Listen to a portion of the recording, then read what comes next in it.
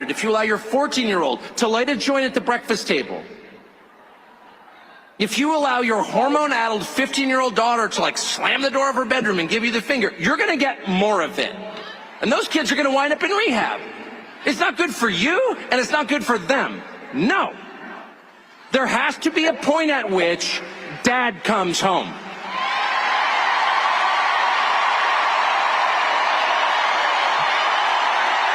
Yeah, that's right. Dad comes home. And he's pissed. Dad is pissed. He's not vengeful. He loves his children. Disobedient as they may be, he loves them. Because they're his children, they live in his house. But he's very disappointed in their behavior. And he's going to have to let them know. He's going to have to get to your room right now and think about what you did. And when dad gets home, you know what he says? You've been a bad girl. You've been a bad little girl, and you're getting a vigorous spanking right now. And no, it's not going to hurt me more than it hurts you. No, it's not. I'm not going to lie.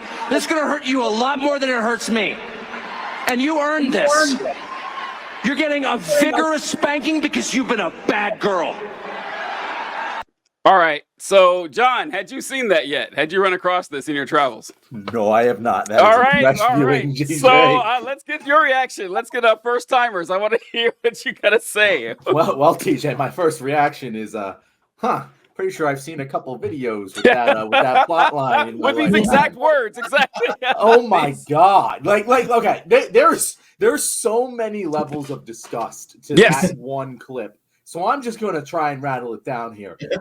First and the most obvious one, I think, to everyone is you're spanking your 14-year-old daughter. Like he specified. He did. Specified 14-year-old daughter. If you are spanking your 14-year-old daughter, you're fucked up. You are fucked up. Why did you have to genderize it like that? It's really fucking weird. Go ahead, Off Jawagon. I just want to put out, this is the guy who is jerking it to the like purple M&M. So this is the we're working with here, okay? Off Jawagon, it's the green M&M. The green M&M, yes, yeah. You got misrepresent Tucker's tastes like that. Right. But so like there's that obvious weird connotation. And you actually heard the crowd like when he said that, the crowd's cheering died down. It did. They were like, I'm not so sure about this one. Even that crowd. But like, even behind that, one of the thoughts I had was, a lot of times people complain about culture war distracting from the real issues. And I think what a lot of people don't understand is that culture war is the real issues. This is a great example. He's giving an analogy that resonated with that base. Like that woman who was like, you saw it in her. She's like, yeah, I wish I could beat the shit out of my kids, and like that idea, that concept of, hey, you need to enforce discipline with physical violence. And it's going to be enjoyable for the person enacting that discipline is fundamental to fascism. It is the driving force behind the ideology that drives so many people to Trump. They don't care about Trump's fucking policies. They care that Trump is going to allow them to enact that sense of violent justice that they so dearly crave. And it kind of like when I hear that, I'm like, well, this is fucked up because I know that corporal punishment is bad. It is harmful to children. It is, like we have facts. We've studied this. We know. But there's still so many people in this country who think that that's just the right way of doing things. And I do think that idea comes before the political policy for most voters, but most Americans.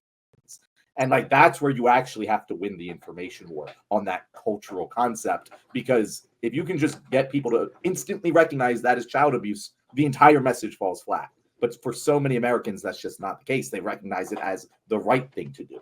And that was my thinking of when I first saw that clip. There's so many thoughts. Yeah, I know. How about yours, Off Jawagon?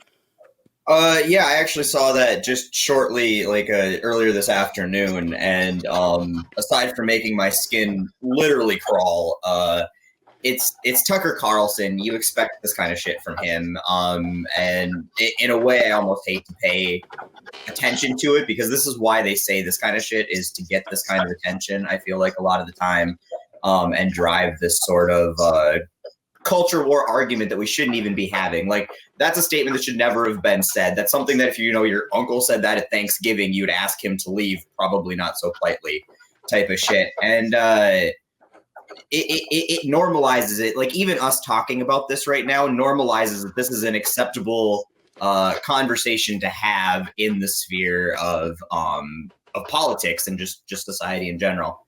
I do think it was funny though. He's like, your daughter's going to end up in rehab, and like, how many of them are Trump's out here like snorting Adderall and shit, and we're worried about the daughter ending up in rehab. But I take it beyond the creepy shit up front. It's this connotation of punishing the enemies, the people who contradict Trump, contradict the party. I think is really the dangerous underlying messaging here, is because they have been trying to get people more and more comfortable and used to the rhetoric of, if you disagree with me, if you disagree with my politics, I can personally attack you, and I should be able to use my powers in government to deliver retribution to my detractors. And this is that same sort of thing. Is Trump is the authoritarian figure, and his detractors need to be punished, need to be reprimanded, and we're it. They're talking about us specifically, like all three of us here. And that is the incredibly dangerous rhetoric that I really think gets kind of lost in just the batshit stuff that they're saying. And I think that they want you to focus on it's creepy, kind of perverted aspect of it, and not the fact that they're literally talking about silencing anybody who does not toe the line. Yeah. The more salacious element of it does catch more interest and get more people talking about it. Hold on. I want to say, I'm not so sure I agree with that framing. I don't think it's like, they're saying it like this because it's salacious and will distract people from the real message here. I think the messages are very much okay. I think they are the same thing. I think that the thing that causes the sexual fetish of abusing your 14-year-old daughter and the fascist ideology is all coming from the same stream here. I absolutely agree, and I'm not saying it like it's this coordinated, like, logical effort. I'm saying that that's what all of us get caught up on. That's the first guttural reaction is, ew, you're talking about spanking a 14-year-old and insinuating that you're going to enjoy inflicting pain that feels very sexual and sexually abusive just in the way it was described. And you stop there because it's cringe, and you don't get down to that lower layer. Really what they're suggesting is they want supreme authority and to punish all of us for not getting on board with that. Yeah. Well, what I was gonna say is that the salacious elements are the ones that are spread quicker because they're more easily accessible and more easily understandable for people. They see a grown man up there saying, "I'm going to spank you because you've been a bad girl," and he's at a political conference, and the analogy he's talking about his teenage daughter. That is weird. That is very strange. However, with the overtly fascist elements and how they have this libidinal urge to inflict violence upon people who disagree with them politically, or people of the wrong skin color or wrong religion. They're also very honest about that. Like they don't try. I say this all the time about how with Republicans now, it's just spite-based politics. It's the whole thing is just based on, and how many times do you see when they're "fuck your feelings" flags and just saying that, "Oh, I can't wait to see." I always say this, like, if it's November 6th or 8th or 10th or whenever we know who the next president is going to be, and Kamala Harris wins, I'm gonna breathe a sigh of relief, and then I'm gonna get back to work talking about politics. Republicans, if Trump wins, they're going to throw a fucking party. They are going to throw a party. They're going to be harassing people. They're going to be yelling at folks. And that's the difference between the two of us. The two. Yeah, I feel like Trump supporters are kind of like, Philadelphia when the Eagles won the Super Bowl. Yeah, right, John. If they won, they're going to riot, destroy the city. A lot of them were If they Trump lose, they're going to supporters. riot, destroy the city. No matter what, they're just Yeah. going to shit up. Like there's no two ways about that. And I mean, but that's really what it is it's sports politics for them at this point. They are obsessed with their team, and it's weird. It is so fucking weird. Yeah, it's super bizarre, and it's the rage can only go so many places, and they're finding a way to direct it. And also, like, you guys are absolutely correct. Everything you mentioned with his weird ass analogy there, and what I hate about stuff like this is I hate when, well, all bad points kind of are this way, where they start off with a twinge of truth, where, yeah, okay, discipline is important for people, for children, for society. Yeah, you should have limits on yourself. You shouldn't allow people to do whatever they want. You have to have rules and everything. That's fine.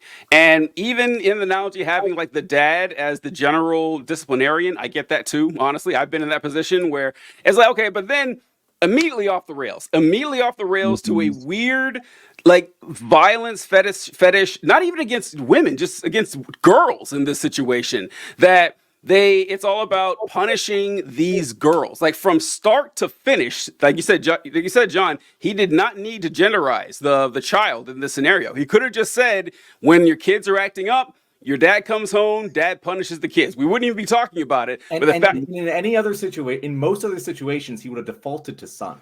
You're right. You're right. No, if he's going to default point. to a gender just like off the cuff, it's probably going to be a boy. That's a good point. Like, I do it too. I'm a dude. I subconsciously will just picture a man more often than I'll picture a woman when I'm creating a character. That's true.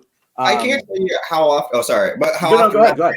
I was just doing it today, and for a video I'm posting tomorrow, I was talking about like having a fishing tournament. I'm like, if you said for controlling an invasive carp species here in Minnesota, and I was like, if you had a fishing tournament and you like said that there was just a no limit thing on this, you would have and said that the guy who caught the most fish would get a trophy and his name in the paper. And then I was like, okay. And then I tried to refilm that to say a person who caught those women fish too. I can't, like, I'm not going to just go assume or like genderize like that. It took me 4 times to get it right. And you know, it's like, it's that conscious just because it's baked so deeply into, you're right, you automatically assume genderize things like that.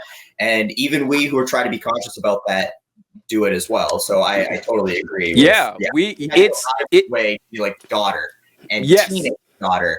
And using the word daddy, or you've been a bad girl. Did he say oh yeah, you've been a bad girl. Did he say daddy? No, he didn't. He said dad comes home and dad is very disappointed in you. And you've been a bad girl. He said it twice. He said you have been a bad girl twice. I wrote it down. He said it because you're right, John. The first time he said it, the crowd clapped, or they went. You kind of said, they laughed because they thought it was a joke. He was like, wait. Then he said it again. No, he meant business. Like, he actually meant what he said.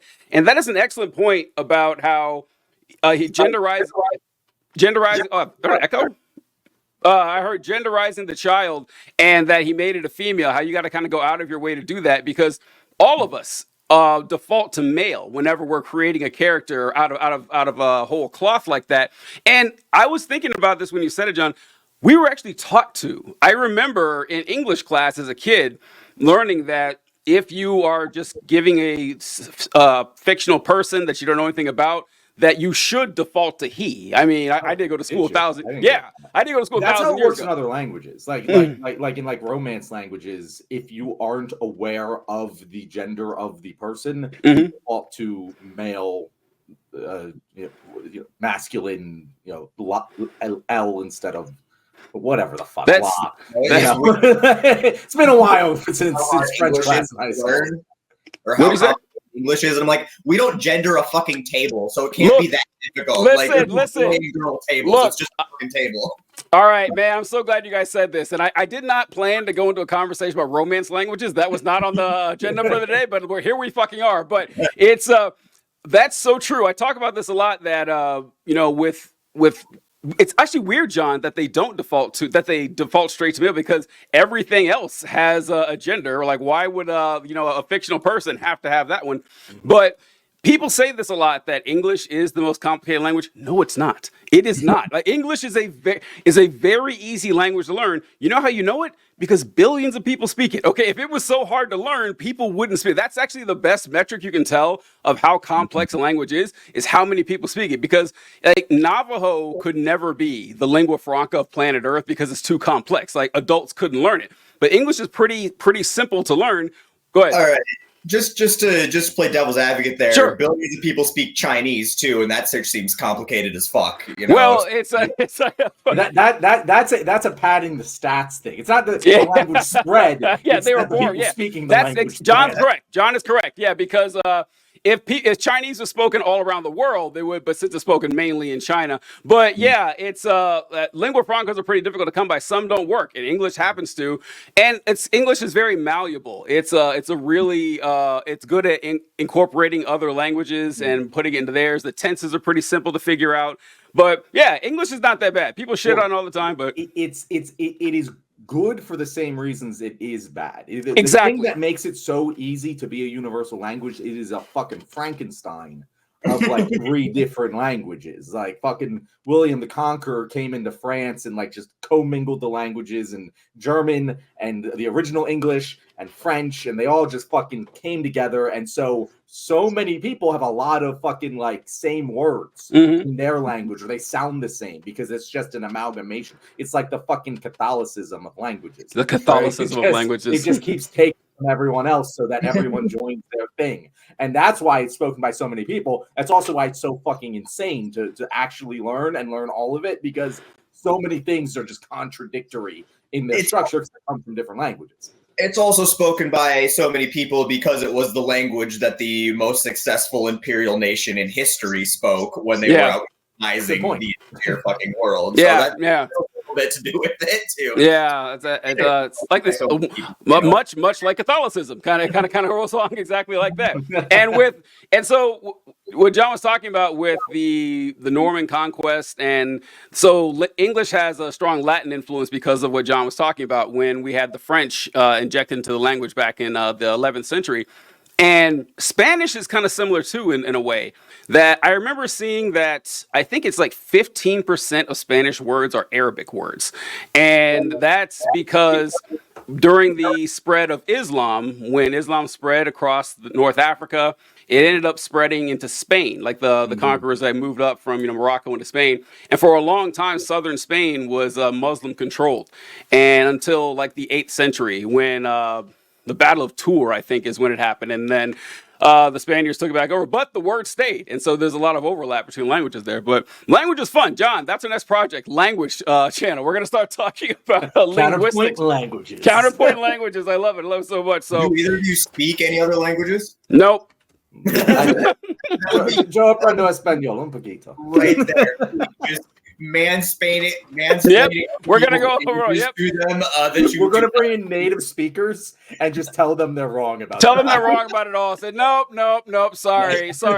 This here book tells me that you've got this completely incorrect here. No, but studying language is really fun. I started with this studying English and everything, and finding the differences between English and other Indo-European languages. And there's some interesting ones like. There's no meaningless do in a lot of languages. Like, in English, you would say, fuck, what are we doing here? We're talking about politics. All right, so I just realized. So with Tucker Carlson, one of you guys mentioned about culture and how this is a cultural issue and how the culture, they get fired up, which is really interesting because even they were weirded out kind of in the middle of his thing here. But I wrote down that politics is downstream from culture, and it's completely true. Did you guys see that, I can't remember who did it. I want to say Wall Street Journal, but I don't think it was them. They asked people just questions about policies, but didn't tell you. I threads this right before we came on. God damn. It's on. I have it right here. I'll share the screen, but yeah, continue explaining. Yeah, so what they did is they asked people a bunch of different policies and say, do you like this policy? Do you dislike this policy? But they didn't assign any names to it. And see, John's pulling up right here. But they didn't assign any names to it. Yeah. So this was the support for all of Harris's policy positions. Almost all of them have majority support. And Trump's line was kind of like 50-50. Yeah, and that just that when I saw that, I just shook my head. I really just shook my head. I wasn't surprised, but it is a cultural thing. Yesterday, in fact, we'll go on later today about how Harris is losing independence in some swing states, and they're saying that she's too liberal. And I said, by too liberal, they just mean she's too female, and people have Too Indian. exactly, and Trump fits into the main divide. Well, the main divide in this election seems to be men and women. This is the greatest gap. Men are voting for Trump at 56-40, and Harris is like the exact same for women on the other side. More women in, but it's the college education is a huge line of demarcation. If you went to college, you are definitely supporting Harris. If you didn't, you're more likely to support Trump. And that's not, it's education is a big part of it too, but culture is just as big. Like going to college is a lot more than just learning what you learn in class. It's even more than networking.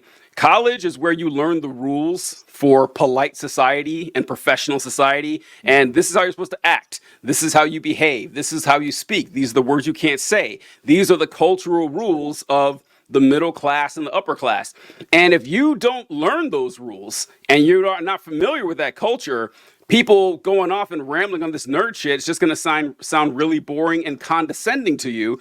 And Trump, as rude as he is like, well, he's not being rude to me. He's actually speaking my exact language. So that's something that problem is a lot more difficult to solve. It's kind of like with civil rights. We have the laws on the books, but all right, you can't legally segregate, but you can still be an asshole to black people. Can't stop you from doing that. So the culture is a lot more difficult to turn around than the actual politics. I actually disagree with that. I think it's a lot easier to solve because it's hard to explain policy and convince people. I swear to God, if Democrats just put out a normal person, they would destroy Trump. Like if they stopped the focus groups, if they stopped trying to message specifically to this group of people and just had someone who believed what they say, Bernie, we've said this, Bernie would fucking smack Trump down because when Bernie talks, you believe that Bernie believes what he's saying. When Kamala Harris talks, I don't believe she believes what she's saying. I don't even know what she fucking believes. And I'm voting for her. Because I know what Trump believes, and I don't believe that. But I think it's a lot easier to get people to like a person than it is to get people to like a political policy on taxes. I want to agree with all of this. I want to go back a little bit to the point where we were talking about presenting policy without a political or a political party attached to it, and most people agree with that. Are you guys familiar with John Russell? I don't think so. The name sounds familiar. He spoke at the DNC. He was the content creator who spoke at the DNC. He's been on my podcast. He does incredible union work, like labor. But he's been going around with a More Perfect Union. He's been collaborating with them. And he's going to these Trump rallies. And, normally when you see a progressive going to a Trump rally, it's to go make a bunch of Trumpers look like fucking morons because it's too easy. It's too easy. But he has gone and done that exact same thing, but not with that intent. And he's been going and doing that exact same thing. Like, do you think that billionaires are getting away and exploiting the working class? And like, fuck yeah, they are. Are they sending jobs overseas? And like, should they? Yeah, fuck yeah, they are. And like, do you think that we should be passing laws to protect this? And you just start going on with progressive policies, and they agree with every single one of them. He's like, what if I tell you that that's the policy that the Democratic Party is putting forward, or Kamala Harris is putting forward, or this particular candidate is putting forward? And they're like, oh, well, maybe they do have some good points. And I respect the hell out of him for doing that because I can't bring myself to rise above the petty when it comes to these people. But it's true. And being able to communicate that is really important, which the Democratic Party blocking sucks at. Like, messaging from the Democratic Party is horrible. And to your point, they focus so much on focus groups and on moderates and what they think, the people they think they need to win an election. And they just abandon everybody that they actually need to win an election, and everything starts to sound disingenuous or not genuine because, progressives, they've been ignoring progressives, just taking their votes for granted for decades, obviously with like Bernie Sanders and the Hillary Clinton campaign and repeatedly shitting on them and then blaming them for losing the election when Bernie voters voted at a higher rate for Hillary than Hillary voters voted for Obama back when she ran against him in the primary. It's just, and the fact that the Democratic Party cannot again embrace that and just run a normalish person. I just can't agree with that more, and I think that really exemplifies that. Yeah, and I think that's. Oh, go ahead, TJ. I was gonna say, yeah, but I think the problem's deeper than running just a normal person, though. I mean, just running a normal person, because it's like we talked about a couple episodes ago, John, that I told the story about, when I was in my 20s and I was just hanging out at this bar waiting for some friends, and I struck up a conversation with this 65-year-old guy, and I said the exact same thing. Hey, don't you think that your boss is taking too much from the workers? Don't you think that the rich are getting richer, the poor are getting poorer? Shouldn't we have some policies to, reverse this trend, and that the little guy is not getting a fair shot in the United States? Like all the same shit, then policies, but it always comes back to something ridiculous, like, trans people in schools. Like that's what really lights their engines. And so I do think that it's possible if we run a more normal person. We have been advocating this for a long time, but normal people don't tend to be politicians. It's just like, I don't know, it's like some sort of dividing line that stops it from happening. And that could work. Like if just say like we always say, if Jon Stewart ran for president, he'd run away with it. He'd completely crush it. And we could get, support behind that, but it wouldn't, I don't think, change. It would still be a long time before the cultural change actually hit in the nation, where it wasn't just I'm attracted because this person seems cool. It's I'm going to change how I actually view reality. That's going to take a long time. Yeah, it takes a long time. Oh, sorry. It takes a long time, but I mean, look at what Trump has been able to do in 8 years, which 8 years, yeah, it's a long time, but it's not a long time, right? And Trump has reshaped the entire Republican Party in his image. And it didn't take that long, because when you have a figurehead like that to lead, people will follow. And that's why, I've talked about this before, but like people like us, like that look like we could be one of them, well, two of us. Well, two of us. But you look, well, TJ, you know how to talk, right? You could. Yeah, I know, right? I speak the language. Yeah. but it's why it's important. I find that it's important. And the Russell guy that he was mentioning, he's got a mullet. Like we all look like we could be one of them, and it's very important for them to hear these things coming from us. Like I made like a trans rights video the other day, and like someone like reached out to me, like thank you so much for making this, and I was like, honestly, this was not a very high effort video. I didn't think it was particularly that good. And they're like, no, but like coming from someone who looks and sounds like you makes a hell of a lot of difference to people. And like, it's true, and unfortunately, I mean, Kamala could be, I swear to God, Kamala could be that. If Kamala wanted to, obviously she's, a woman and a different race, and that hurts, but she could be, I've seen her be a normal person. Tim Walz obviously is that person. Yeah. But like they reject him. They put him in the locker and they don't let him out. That's what I wanted to point out, though, was like running a normal person. You were saying that it doesn't take that, but Tim Walz is the proof. Tim Walz is the case study. You put Tim Walz out there, and the effort they're putting in to try to hate him, and they still can. And I'm from Minnesota. Like, he is my governor currently. I voted for him. I have met the man in person. He is genuinely, like, if you're being honest with yourself, he is unhateable. Like, he's such a genuine dude. He's not wealthy by any means. I mean, I think he's got like a net worth of probably less than me, if I'm being honest, and I'm not wealthy in the slightest.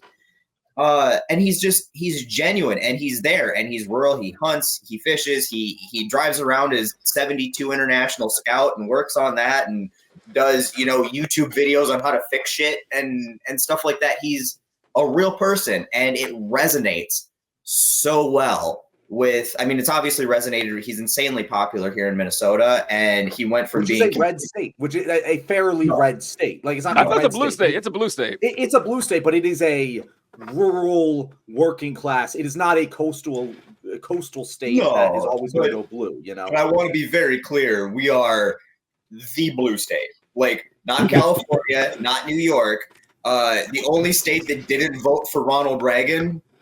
Really? Minnesota. Yeah, that's right. That's right. That's an interesting map. It helped that Mondale, who was one of our editors, was running for president. But yeah, we were the only state in 1984 that did not vote for Ronald Reagan. We didn't vote for Ronald Reagan in 80. We have not voted red in probably as long or longer than Texas hasn't voted blue. Well, yeah, because I think the last time we might have voted blue was 60 or 72 with Nixon, because every state voted for Nixon. Yeah, that's say what? Which is crazy to me that Nixon that Nixon was so fucking popular. Yeah. The Walt's a good example. John and I talked about last week how upset we were that you can see now. Once again, this is correlation, which is not always causation, but you can see when Kamala Harris first burst onto the scene, everyone's kind of nervous. They didn't know if she could actually. And look, full props to her. When she first came out, personally. You what? I thought she was a bad choice when they first chose her. Personally. So she was the only choice the way I saw it. I didn't think there was anyone else who anything else would have seemed. Well, it doesn't matter, but I thought that it was pretty, a lot of precarity on how this is going to work, and she righted the ship quickly, and she knocked it out of the park. And then she kept rising. She picks Tim Walz. Tim Walz comes out acting, normal, calling JD Vance weird, swearing on stage and shit, keeps getting higher and higher. And then something weird happened. They just locked Tim Walz in a room, and you didn't see him until the vice presidential debate. And she kind of stalled it. Now, maybe she would have stalled anyway. Fair enough. I don't know. It's a tautological statement. But it's just, I don't know why they locked away Tim Walz when people just like him more and more the more they see him, and how just normal and affable and like non-hateable is a great way to describe him, is that you could disagree with all of Tim. That's what we kind of, well, actually, no, that's not true. Well, a lot of people hate us, but normal folks, like people not on the internet, when you're talking to them, because like when John said, like, I know how to talk to the conservatives, it's true. Like, I know how to talk to them, and you can get them on your side quite easily. And even when they disagree with everything you have to say, if you're likable, you can get pretty far. And Tim Walz is a good example of that. I wish that, we had more Tim Walzes out there. All right, it's that time, the end of the episode, the time where you're supposed to like, subscribe, leave a comment, share this with your friends, tell people how much you love me, TJ, and of course, our wonderful guest this week, Off Jawagon. How about, if you like him, how about Off Jawagon, tell people where they can find you. Yeah, absolutely. Thank you guys for having me. And I'm on YouTube, TikTok, and Instagram. Off Jawagon. It's just OFF_JAWAGGON. You can also watch our podcast. We have one of our own as well that's called Let Them Eat Toast. You can find that everywhere you get your podcast, as well as in video form on the Off Jawagon YouTube channel. I appreciate you guys letting me plug that. I also sell merch, offjawagon.com. Just if you Google Off Jawagon, you'll find me. That's how it works. Hey, we appreciate it, man. Thank you so much for watching, folks. Statistically, you guys are probably our favorite guest. And although we do value the anonymity of our followers and the people who watch our show, we want you to do your best to contribute to the show and help to bring, left-wing hegemony to YouTube. And so do your best, folks. We'll catch you next time. Later, folks.